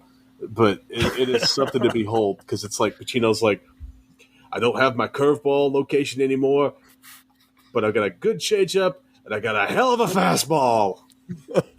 He's Mariano Rivera at the end. All I got is the cutter, and I'm going to slice you to death with it. Yeah, that's exactly what that particular scene feels like, because he's doing every trick. He's bugging his eyes out. He's doing weird things with his hands. And then he really leans into every time he gets to say Bazoon. But to go back to what I started that with was like the whole Justice Department thing. Like I don't really know what that was like. This whole subplot of that, what that was supposed to represent for us. It almost seemed like too much. Like one more thing to do. We never really find out, do we? No, it's rather unresolved. Yeah. Yeah. My read has always been this is another opportunity to give Kevin Lomax an out. That's exactly what I was going to say. That's it's another choice he's getting to make where he makes the wrong choice. Like the guy tells him all this, they're drug smuggling, they're in with gun runners, they're doing all this corrupt stuff all over the globe. Work with us to bring them down. Like this is your opportunity to get out and do the right thing. And he chooses not to. Well, and every time Kevin makes that choice, something really bad happens, right? He when he makes the choice to put the secretary on the stand and go forward with the trial, that's when Marianne is in church and finds out, and Marianne ends up all cut up in church. And then here, when he makes the choice to turn away from the Justice Department guy, not only does the Justice Department guy die, but our very next scene is Marianne killing herself, right? And so it's every time Kevin makes that choice, something very bad happens. Something that draws him further in by separating the people that matter to him away from him. So that's I'm with Carmelita. That's how I've always read it. I've read it as it's a kind of an unnecessary subplot in an already bloated movie, but I do think it works as yet another excuse or another opportunity for Kevin to walk away, and he just never does. Well, Linz, I know we were texting about it when it happened. Charlize at the church. That is like one of the things you'll never forget is how she goes through that whole weeping scene talking about what happened. And Milton was there, and all of a sudden and then she just stands up and rips off that coverlet, and she's totally naked. She's cut the hell up, shreds, yeah. Right? And you're like, what the hell happened? And I mean, she's giving this just unreal performance where you realize like she's just completely off the end of the rope at that point. But I'll give Keanu credit. Like his reaction to that is really, really good. Like he wraps her up and he's legitimately like worried. He's hurt. He doesn't know what to do. And, but Charlize in that scene is unbelievably good. That was full on Stigmata vibes for me. I know but like the way that she did it and just that one moment reminded me of that one moment in Stigmata when she was going into like the full Stigmata final chapter or whatever it was called. You bring up a good point, Jay. That might have been my favorite like acting moment for him. I think that's when he was the most authentic. He seemed truly worried. I would be interested to know if he had seen her before that happened. Because I feel like a director would have hidden that from him to get the most authentic reaction possible. So I don't know if they would have done it in one take. Probably not. But I feel like that would have added a little bit of a wow factor. That's a good point. And I haven't read anything to confirm that either way. I haven't either. But the reveal of it just for us as the audience is, it's a big music hit. All of it. It plays at that moment because it's supposed to really shock us to see what has happened. And then the next time you see her, she's clearly on a lot of drugs. They've just sort of completely. Thorazine. She's got that Thorazine look about her. They shot her up with whatever Dr. Loomis was going to give Michael Myers before he broke out of the sanitarium because she is not on the same level anymore. And then as you talked about, Michael, like every time he makes this choice, something bad happens. And with the scene where she decides to break the mirror and cut her own throat is one of the saddest, like, ends of a character I've ever seen in one of these like super over dramas. Like I mean, it's coming, and yet when it happens, you're like, I can't believe I just watched that. Like it's really, really something. Every time I watch it, Every time I rewatch this, I'm always like somebody do something. Like somebody call somebody, do something. Can't you see what's about to happen? It gets me every time. Even though I know it's coming, it's just the heartbreak of that moment. Like you see the train coming and there's just no stopping it. And for a moment, though, they give you a little bit of hope. Like you think, well, a few times, you think Kevin is going to break through the door. And then after she slices her own throat, you think that maybe she survives because she's still alive. We don't actually see her die. The nurse is in there. She's got a pulse. And you're like, oh, cool. Maybe she'll pull through like in Lawless or something. You know, I don't know. People can survive cutthroats. But yeah, no. When he's walking down the hall carrying her suitcase and just that blank look on his face, it's like, oh, wow. And it's buttressed by mom has come back into town to visit, right? To sort of another chance for him to get out. She's begging him to come back home, all this stuff. And she starts to tell him this story. And then she tells him the story that like we already all know the answer to, right? But we have to do the big reveal that like Milton is actually your father. Darth Vader is your father, Kevin. Like that's what this is. Yeah, I love that the way she tells the story and the way he doesn't want to hear it. Mm-hmm. Like this is another moment where Kevin is having to confront some truths that he did not want to know about, doesn't want to accept, but he has to. And in this case, like you get the feeling like he knows, like as the story is unfolding, like he's already kind of figured it out. But he just doesn't want to confront it. It seems like it's really, really bad timing on mom's part too to drop this on him. Like it is, yes. Well, I mean, to her credit, like he comes back out there after all this has gone down with his wife and says, "Finish the story, Mom. Like, finish it. Tell me what I already know. Like, just go on and drop it," because she came up here to do that anyway. And she does it again. Judith Ivey, to her credit, is given a whale of a job to just drop all those lines on him at this moment. And you feel for her in a way that, like, maybe if you don't agree with her beliefs, the way she operates and stuff, you really feel for her. And you see, like, this is somebody who was seduced by the dark side and then made the choice to like, nope, I'm not staying, and got out. But now it's right back in her face again, so even she is being tormented still to this day on that. And then does she just go back to Florida? She just disappears. Like she's just gone. Yeah. Like, do you think she knew that Milton was who Milton was when it had like, I think she have that inkling? I don't think he back then, like in the 60s or whatever, but when she met him after coming off the elevator, like the look on her face in rewatch, you could tell like she knows who that is. She remembers everything about it.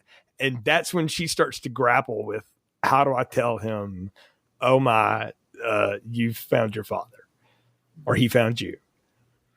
Because it kind of reminded me, I don't know if any of you have read or seen Good Omens. It's like a mini series on Prime.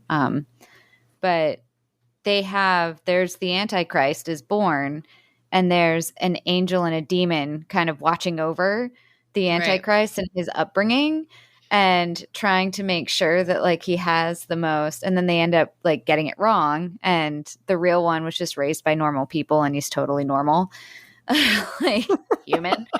But I was getting a lot of those vibes where it's like, maybe she knew that Kevin was potentially, half demonic.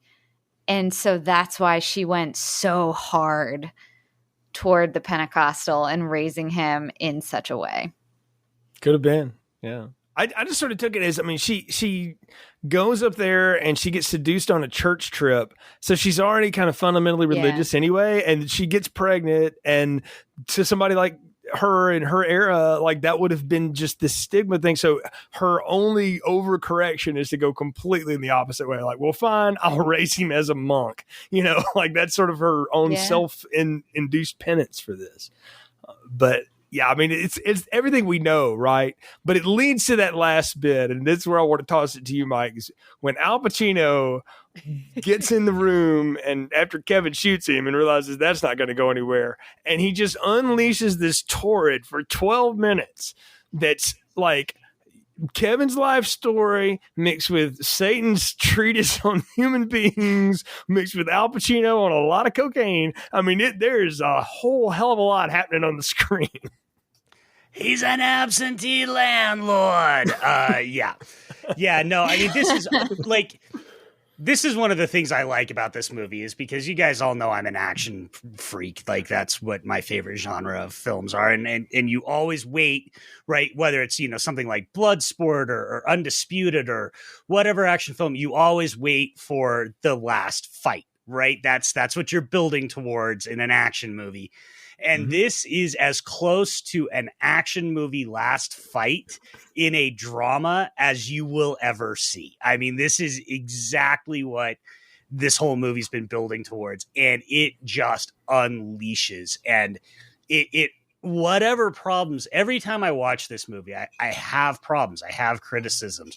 And every time I get to this end, this climax, they all go out the window. I just don't care anymore, right? Because touch, but don't taste, but don't swallow. I mean, you can't get the improv and the dialogue and the script, all of it here in this is so good. And the way Pacino plays it is so good that, I mean, it's a treat. It's one of the best 12 minutes in cinematic history, as far as I'm concerned. I don't think this is one of the greatest movies of all time, but that is one of the best 12 minutes of all time in any movie. I mean, it is a complete defense of a thesis happening right here in a moment. And we've seen Pacino do that in so many different movies. You've seen actors do it too, but watching him do this, it's the culmination of all of those times and capped off with like the central things. Like I've been on the ground with my nose in it from the beginning, like totally reference back to, I got turned into a snake to crawl on the earth. Fine then. I'm a fan of man. And I'm like hearing him just roll all that out. And you're like, wow. And what I catch myself doing every time I watch it, because I know what's happening, right? I've seen it, but I catch myself watching Keanu Reeves.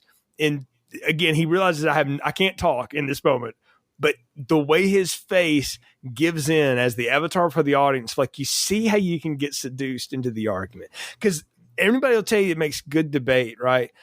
2/3 of it is having knowledge, but the big 1/3 is being able to sell it in a way that lures people to your side. And having a presentation that gets people to pay attention is part of the seduction. And of course, Satan would bring out the biggest guns he's got at the end, only to be told by Connie Nielsen that he talks too much. Which was great humor at the top. So. The humor. That's one thing I do love about this final, call it almost a monologue, is for as over the top and as intense and as hard as Pacino goes, there's a lot of really good humor sprinkled in, like, yeah, he yells, I'm a fan of man, but then he follows it up with, I'm a humanist, and just like the way he varies his tone throughout it, or when Keanu's like, Satan, and he's like, call me dad.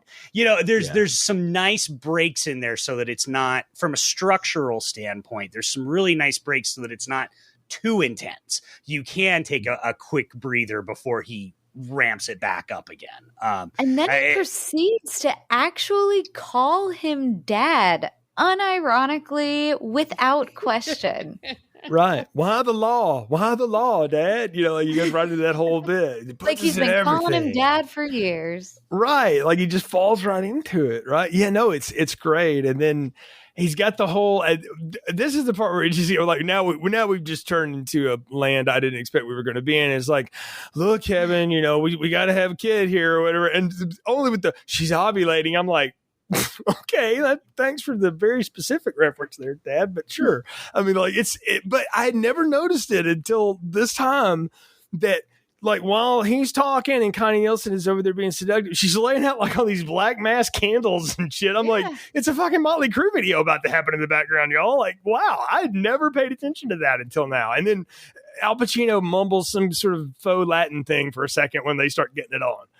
Which is a totally, like, it's a sex scene though that is mirroring the one that he had with Marianne earlier, but it's completely different. And I don't know, I love the way all of that works at that point, because and we haven't even talked about that sculpture painting thing that he's got going on in the background. It's got that whole Nightmare on Elm Street 4 shit going on in the back, or 5 going on in the back. Like, what the hell? Like, there's just so much going on the screen. Well, and that sculpture got them in some trouble. They got sued. They got him sued. Yeah. Did Yeah. they really? Yeah. Why? Yeah, that it was too similar to a sculpture in a cathedral in Washington D.C. and they got sued. But yeah, no, it's beautiful the way, all these fallen angels, or these people in torment, and it's like writhing. It looks so. Well, it goes both ways. Like, they look like they're in ultimate pleasure until Kevin shoots himself, and then it all goes to hell, literally. And you see, like, oh no, they're in torment.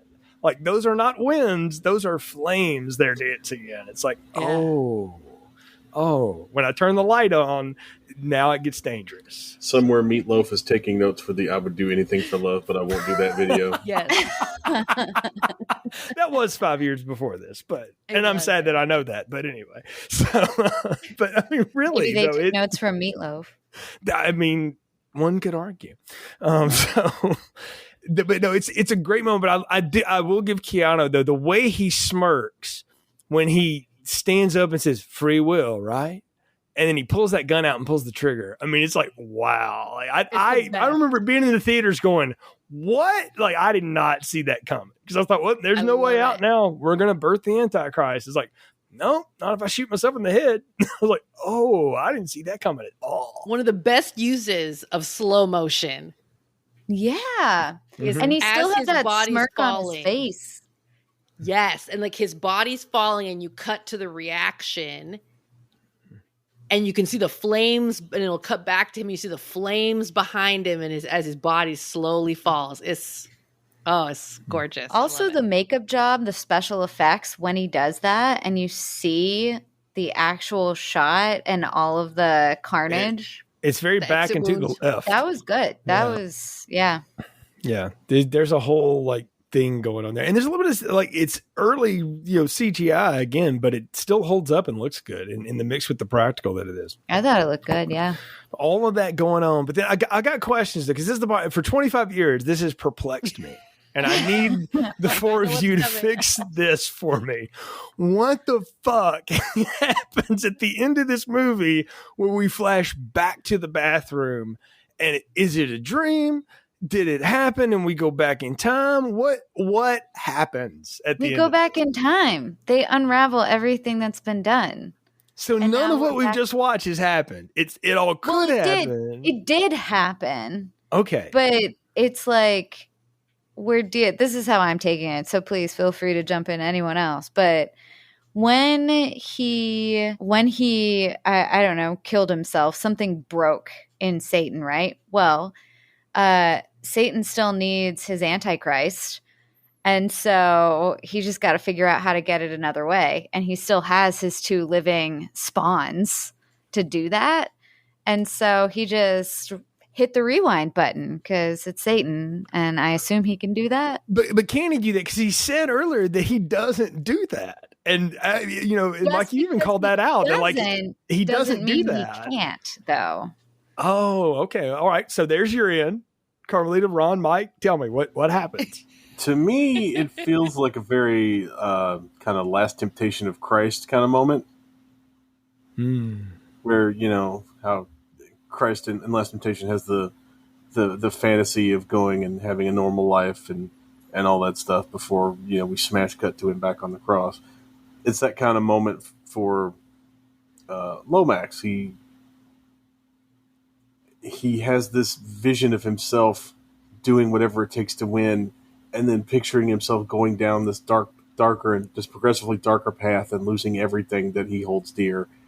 And then we get to the end, and it turns out that the Louvin brothers were right. Satan is real, and he is working in power. And, then he reappears to try a different way to get his hooks into Lomax. That theory works for me, too. One of the things that I love about this is you can read it different ways, and it totally works. And, you know, I'm also of the mind that it's like it resets.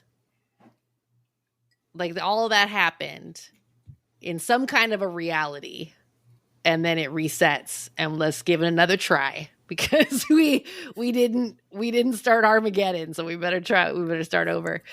And it's, you know, I mean, there's a precedence for this, right? Like if you think about It's a Wonderful Life. Wow, I didn't think we'd be referencing that today, but okay. Right? Like everything that George Bailey goes through feels very real.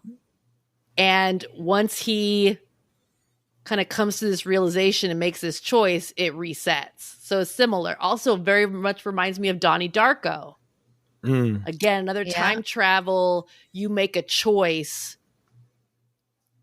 to go with a particular, you make a fated choice, and then it resets. So there's precedent for it. And I think it is one of those kind of lofty ideas, and you can read it a bunch of different ways. And that's what I like about it. So, you know, that's just me. Apparently, according to IMDb, you actually can't read it a bunch of different ways, because it's the IMDb trivia says when we first see Kevin in the bathroom right before he splashes water on his face, you hear a loud boom. And at the end of the movie, there is no boom.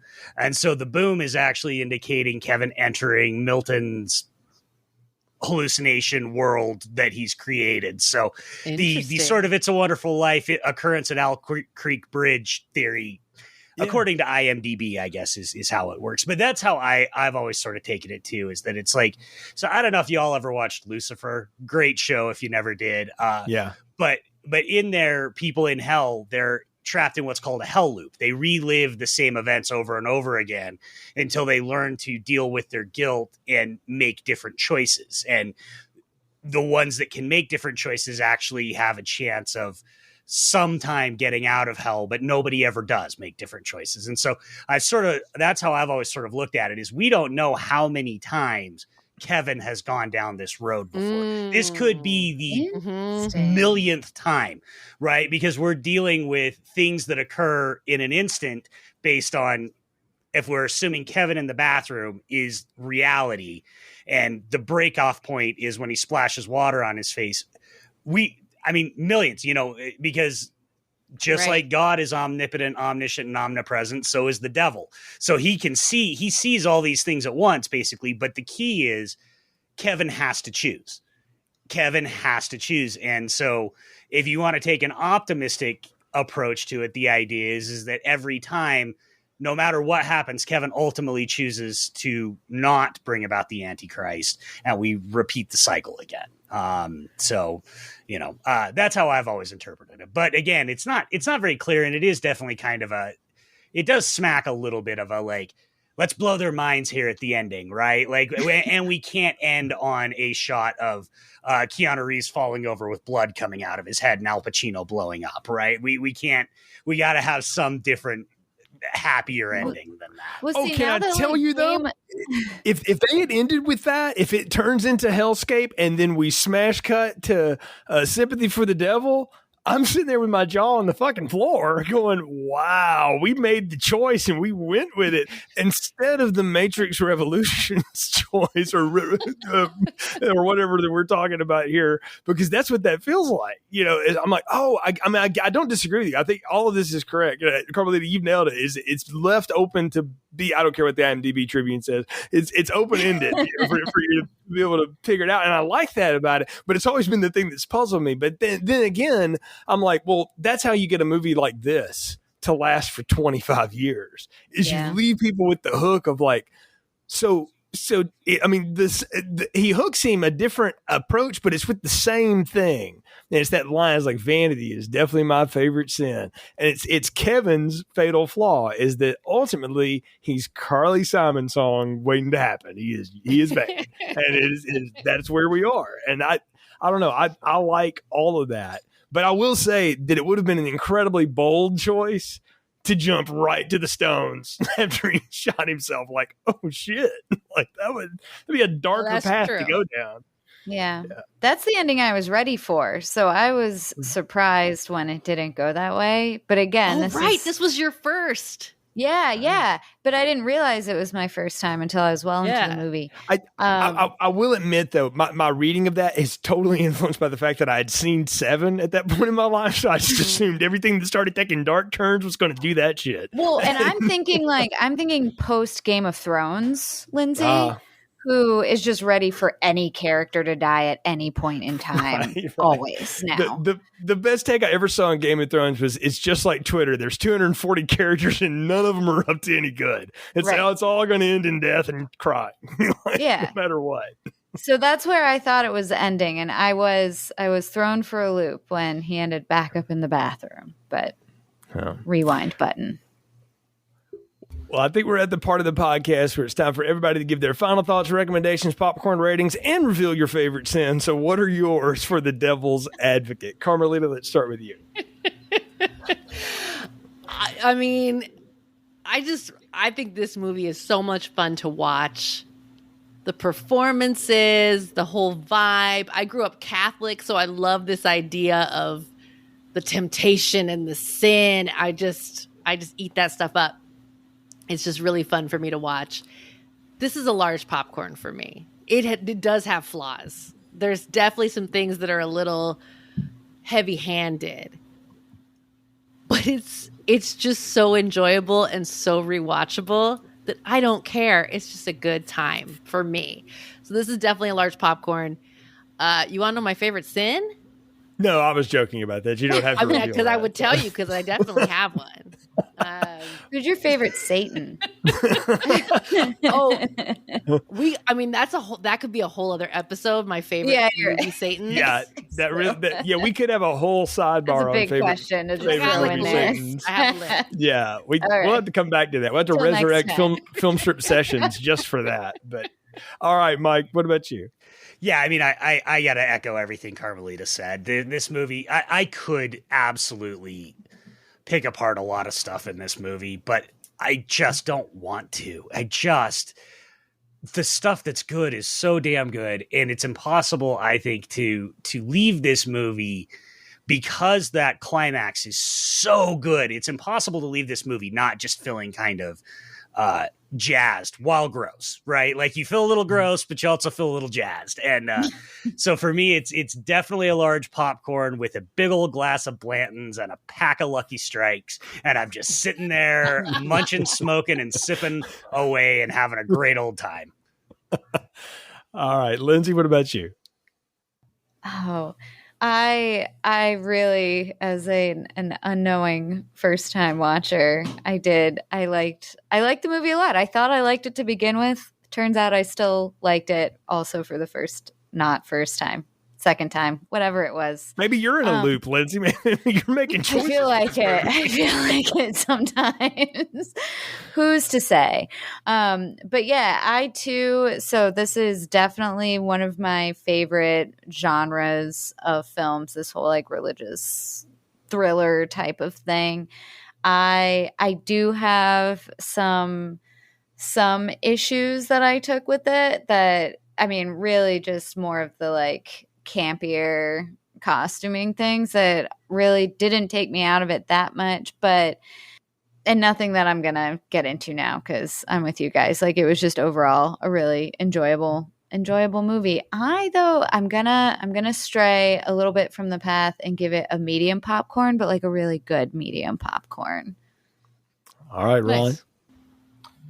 I'm going to go with the bulk of the consensus here and go with a large popcorn. This movie is just like, to me, this movie is just like a ride. Like you check in, they lock the little thing down over your lap, and you're just hanging on for dear life until the end. It's going slower, it's going faster, you're going up and down. There's just all this stuff happening. It's one of the things Jay said to me in the lead up to our recording via text was, this is one of the movies that makes him kind of feel bad that Jeffrey Jones is a creep in real life, because it kind of ruins a little bit of the enjoyment of this movie, and it kind of ruins a little bit of the enjoyment of just Jeffrey Jones as a performer. But man, this movie is just loaded down with interesting actors making interesting choices pretty much at every turn. Even I think Keanu gets in on the fun a little bit. He makes a couple of fun choices, but between, Pacino still throwing the fastball and Charlize Theron on her way to her breakout roles, and you've got Craig T. Nelson playing against type and Jeffrey Jones playing type. It's just some really good stuff, and this movie's just a blast. So let me tell y'all what this movie is for me. This movie is Hotel California. And I love that song. And I love the Eagles. Fuck you, Big Lebowski. I love that band, and I love that song. All right. But there's part of that song where I'm like, what the fuck are you talking about, Don? Like, we're kind of wandering and there's weird shit happening. And then the maestros step up and Felder and Walsh blow that thing through the roof and into the stratosphere. And that solo in Hotel California is the end of this movie. The way, Mike, you described Pacino and the whole end. And the fact that it leaves me with this huge question, like, how did that happen? Or whatever. This movie to me is like the visual representation of Hotel California. And it's not the most perfect rock song ever, and it's got some campy shit going on, and there's definitely some choices being made and some language being used that I don't know if that's the way we would go. But in the end, the culmination of it is this maestro perfection of a vision, and it's run by a bunch of lunatics who've got one person kind of keeping it all together. So Taylor Hackford is Don Felder in this metaphor. All right, so one person just kind of keeping this together. Because Walsh will tell you, Hotel California is not it unless Felder's running them chords. And that's the truth. And that's what this movie is to me. It is a magnum opus of fun. It's fun. And I'm with you. I could pick apart stuff in it. I can go like, is that real? I don't care. I just want to see Delroy Lindo doing some voodoo shit. I want to see some weird backwater Law and Order stuff going on. I got some fundamentalist religion going on the side. I got some weirdo Basic Instinct on crack going on with the Omen and Rosemary's Baby all in a big old blender, and it just makes this humongous red margarita that I know I'm going to have a headache from, and I don't care. Like, I will run the extra miles because it's worth it. Like, this movie is always a fun to be a part of.